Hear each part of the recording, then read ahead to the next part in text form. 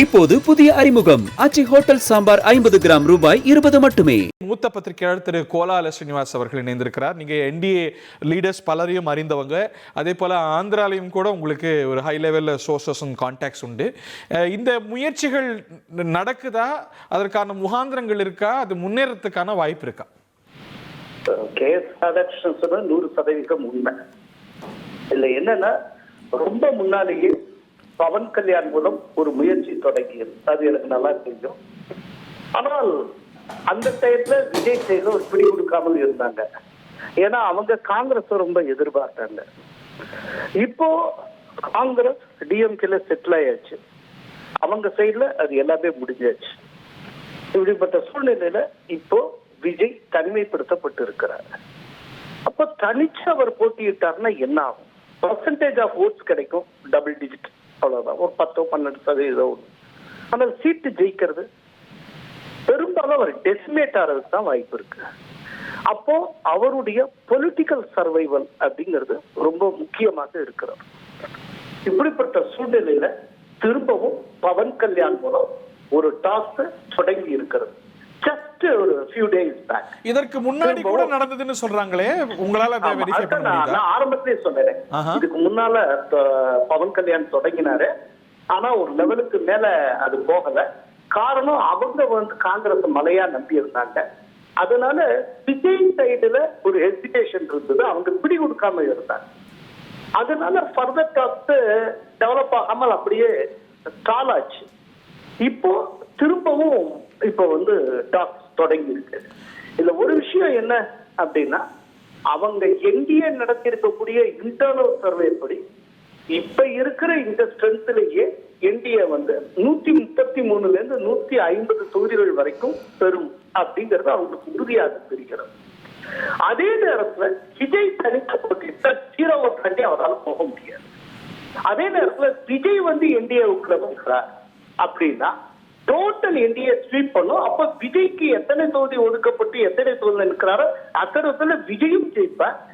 என்டிஏவுக்கு ஒரு இயல்பான மெஜாரிட்டி வெற்றி அப்படிங்கிறது ஸ்வீப்பாக மாறும். இதுதான் அவங்களுடைய பார்வை. இதுல இன்னொன்னையும் நான் தொடர்ந்து ஒரு விஷயத்தை சுட்டிக்காட்ட விரும்புறேன். நீங்க எந்த இன்டர்வியூ, எந்த பிரஸ் மீட் எடுத்துக்கங்க, எடப்பாடி பழனிசாமி அவர்கள் ஒரு விஷயத்த, ஒரு ஃபிகரை தொடர்ந்து சொல்லிக்கிட்டே வர்றாரு.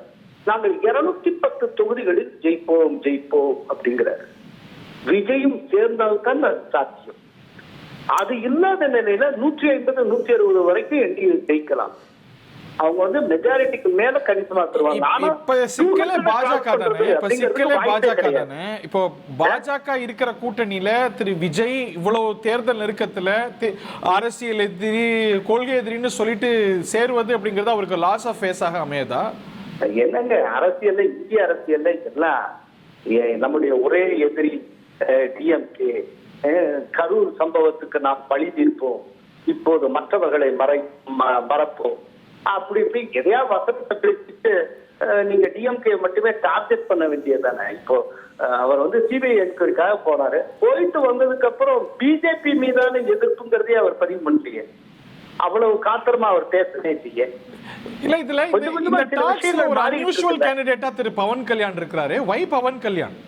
இல்ல, ஒய் பவன் கல்யாணம், பவன் கல்யாண் அங்க என்டிஏல இருக்கிறார். ஒண்ணு. ரெண்டாவது அவர் நடிகர், விஜயும் நடிகர். நடிகர்ங்கிற முறையில அவங்களுக்கு இடையில ஒரு நல்ல அண்டர்ஸ்டாண்டிங் இருக்கும். அப்படிங்கிறப்போ என்டிஏவுக்குள்ள விஜயை கொண்டு வரக்கூடிய ஒரு அசைன்மெண்ட் பவன் கல்யாண்ட அமித்ஷா வழங்கி இருக்கிறார்.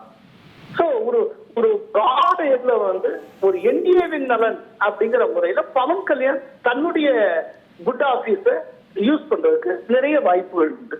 ஆனால் ஒண்ணு, இங்க பவன் கல்யாண் ஆந்திரால இருந்து ஒரு டாக்ஸை மெயின்டைன் பண்ணிட்டு இருக்க அதே சூழ்நிலையில நம்பர் 2 டெல்லியில இருந்து நம்பர் 2 விஜய் உள்ள கொண்டதுக்கான முயற்சிகளில் ஈடுபட்டு கொண்டிருக்கிறார். திட்டவட்டமா சொல்ல முடியும், ரொம்ப தெளிவாக சொல்ல முடியும். இன்னொன்னு, விஜய்க்கும் இந்த பொலிட்டிக்கல் லாஜிக்னு ஒண்ணு இருக்குல்ல, விஜய்க்கு வேற என்ன ஆப்ஷன் இருக்கு? தனிச்சுன்னா அவர் என்ன, அவருடைய பர்சன்டேஜ் என்ன, எவ்வளவு கிடைக்குங்கிறது அவருக்கே தெரியாது. எல்லாம் யூகம் தானே. ஒரு சீட்டு கூட ஜெயிக்காமல் நீங்க டெசிமேட் ஆனீங்கன்னா என்ன ஆவீங்க? விஜயை காட்டில விஜயுடைய ரசிகர்களுக்கு கனவு அதிகமா இருக்கு. மொத்த கனவுகளும் ஃபர்ஸ்ட் எலெக்ஷன்ல ஷேட்டர் ஆயிடுச்சுன்னா அதுக்கப்புறம் அவருடைய பொலிட்டிக்கல் லைஃப். நீங்க இப்ப என்ன சிச்சுவேஷன்னா விஜய்க்கு விஜய் ட்ரெடிஷனல் 0. என்டிஏவுக்குள்ள வந்தார்னா எல்லா சீட்டும் ஜெயிக்கலாம். இப்படி ஒரு இது இருக்கு. இப்ப எந்த ஆப்ஷனும் ஒரு பொலிட்டீஷியனா நீங்க சூஸ் பண்ணுவீங்க? பட் அவங்களுடைய எண்ணம் என்னவா இருக்கு? அவங்களுக்கே ஒரு ஆளே இருக்கு, தாவேக்காவுக்கு சாதகமான சூழல் இருக்கு, அவங்களே தனித்து வேலைலாம் அப்படிங்கிற மாதிரியான இம்ப்ரெஷனையும் பேச்சுக்களையும் அவங்க சொல்றதோடு மட்டும் இல்லாம நம்புவது போலவும் தானே இருக்கு. நம்புவது போல இருக்குங்கிறது அவங்களுடைய வெளிப்படையான பொதுவெளியில வைக்கிற பேச்சுகள் மூலம். ஆனா கிரவுண்ட் ரியாலிட்டி என்னங்கிறது அவங்களுக்கு தெரியும்.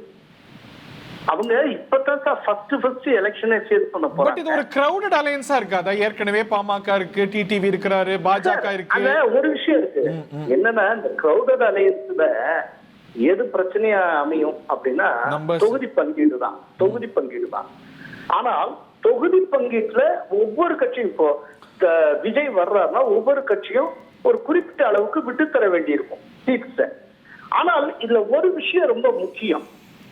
நீங்க குறைச்சு தொகுதிகள் போட்டியிட்டாலும் 90% ஸ்ட்ரைக் ரேட்டை எதிர்பார்க்கலாம் இந்த மாதிரி கூட்டணி. இல்ல இந்த தொகுதி பங்கீடோட பெரிய சவாலா இருப்பது யார் முதலமைச்சர்ங்கிறது தானே. இப்ப விஜய் முதலமைச்சரா ஏத்துக்கொள்றவங்களோட தான் கூட்டணி சொல்லிட்டாங்க. அதாவது என்ன விஷயம்னா விஜயோட வர்றவங்களும் விஜய் தான் முதலமைச்சர் அப்படின்னு சொல்லி அவங்க பொதுக்குழுவே கூட தீர்மானம் நிறைவேற்றிருக்கு.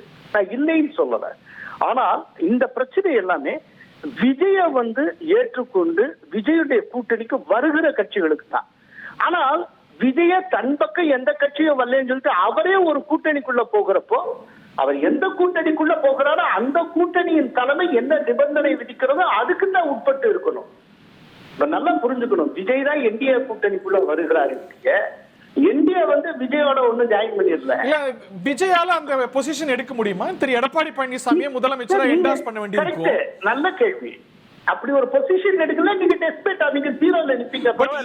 இதை விட ஒரு பெட்டர் வாய்ப்பு அவருக்கு, இதை விட ஒரு பெட்டர் வாய்ப்பு இருந்தது. இபிஎஸும் விஜயும் பாஜக அல்லாம ஒரு கூட்டணி அமைக்கிறதுக்கான சூழல் இருந்தது. அதையே எடுத்துக்காத திரு விஜய் இன்னைக்கு கொள்கை எதிரின்னு சொல்லக்கூடிய பாஜக உள்ளடக்கிய அதோடைய என்டிஏ கூட்டணியில சேர்வதற்கு தயாராவாரா? சார் இது ஒரு பெரிய விஷயமே இல்ல சார். இப்ப டிஎம்கே எதிர்த்து டிஎம்கேல இருந்து பிரிஞ்சு கட்சி ஆரம்பிச்ச வைகோ இன்னைக்கு டிஎம்கே கூட்டணியில இருக்காரு. நம்ம கேட்கிறோமா? தன்னுடைய மகனுக்கு மகுடம்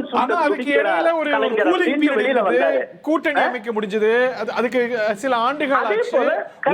ஒரு 2 வருஷத்துல இவ்வளவு டர்ன் செய்யும் போது அது அவருக்கு அதே போல கூட்டணி அமைஞ்சுட்டா அதுக்கப்புறம் அமைஞ்சதுக்கு அப்புறம் கூட்டணி அமைக்க முடிஞ்சது. பாஸ்ட் டென்ஸ்ல நம்ம 2 பேருமே பேசிட்டு இருப்போம். The timing is very conspicuous sir. இப்ப இதே போல ஒரு செய்தி அவர் கடந்த முறை சிபிஐ விசாரணைக்கு போகும்போதும் வந்தது. இந்த முயற்சி நடக்குது, பவன் கல்யாண் பேசுறாரு, நாளைக்கு டெல்லி போறாரு. அந்த தகவல் இப்ப ரெண்டுத்துக்கும் ஒப்பிட முடியுது இல்ல?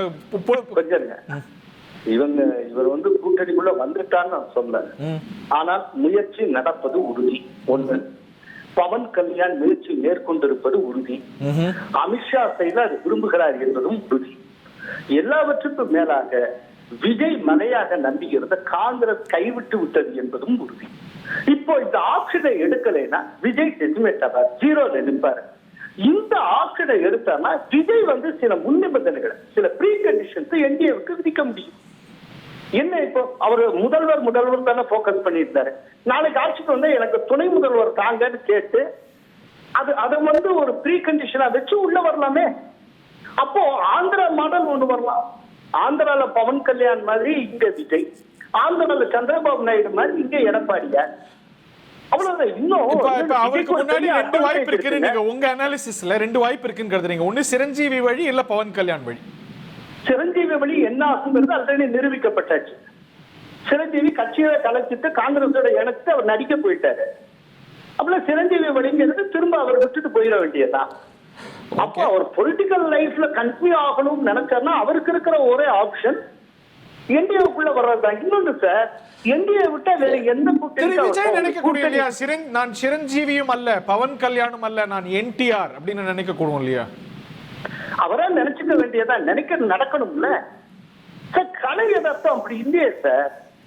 அவங்க எடுக்கக்கூடிய சர்வே தவிர்த்து மற்றவங்க எடுக்கிற எந்த சர்வேலையும் அவங்க காமனா இருக்கிற ஒரே ஒரு விஷயம், விஜய் வந்து ஒரு 10% டபுள் டிஜிட்ல சதவீதம் பெறுகிறாருங்கிறத ஒன்ன தவிர எத்தனை தொகுதிகள் ஜெயிப்பாங்க? ஒரு கிரெடிபிளா இருக்கக்கூடிய ஒரு கிரெடிபிலிட்டியை மெயின்டைன் பண்ணக்கூடிய சீஃபாலஜிஸ்ட் சொல்லக்கூடிய எதுவும் விஜய்க்கு சாதகமா இல்லை. இது விஜய்க்கு தெரியாமல் இருக்காது. பொது வழியில அதெல்லாம் சொல்ல மாட்டாங்க. விஜய்க்கு வந்து இன்னைக்கு ஒன்னே ஒண்ணுதான் சார், இப்ப இருக்கிற இது தனிச்சு நின்று டெசிமேட் ஆறுதா, ஒண்ணும் இல்லாம ஜீரோவுக்கு போறதா, இல்லைன்னா துணை முதல்வர் பதவியை கேட்டு ரொம்ப விவரமா ஃபர்ஸ்ட் எலெக்ஷன்லயே ஒரு 95% ஸ்ட்ரைக் ரேட்டோட என்டிஏவை பயன்படுத்தி எடுப்புலயே எதிர்கட்சி தலைவராக அமர்வுதான். இன்னொன்னு சொல்றேன், விஜய்க்கு வந்து ஒரு அட்வான்டேஜ் இருக்கு. He has the advantage of age. நல்ல வயசு இருக்கு. இன்னைக்கு அவர் முதல்வராக இல்லை, இன்னைக்கு துணை முதல்வர் எதிர்காலத்துல பார்க்கலாம் 31க்குள்ள என்னென்ன மாற்றம் வருதோ. ஆனா எடுப்புல ரொம்ப சினிமேட்டிக்கா ஒரு டூயட் சாங் ஆரம்பிச்சு முடியறதுக்குள்ள எங்கேயோ இருக்கிறவன் எங்கேயோ போவான் பாருங்க, அந்த மாதிரி எல்லாம் கற்பனை வந்துட்டு அரசியல் வந்தா என்னத்துக்கு ஆகும்? Okay, very interesting. பார்ப்போம். இந்த ஆப்ஷன் அவர் முன்னாடி இருக்கு, அவர் எடுத்துக்கொள்வாரா அப்படிங்கிற கேள்வியை வைக்கிறீங்க. ஆனா இந்த முயற்சி நடப்பது உண்மை எப்படி? அதாவது விஜய் வந்து he must be pragmatic. Okay, அது ரொம்ப முக்கியம். அரசியல பிராக்மேட்டிக்கா இருக்கிறது ரொம்ப முக்கியம். ரைட். வெறும் ரெட்டாரிக்கா இருந்துட்டு இருந்தா வேலைக்காக. பார்ப்போம். தேங்க்யூ வெரி மச் திரு கோலால ஸ்ரீனிவாசன். இப்போது புதிய அறிமுகம் ஆச்சி ஹோட்டல் சாம்பார் 50 கிராம் ரூபாய் 20 மட்டுமே.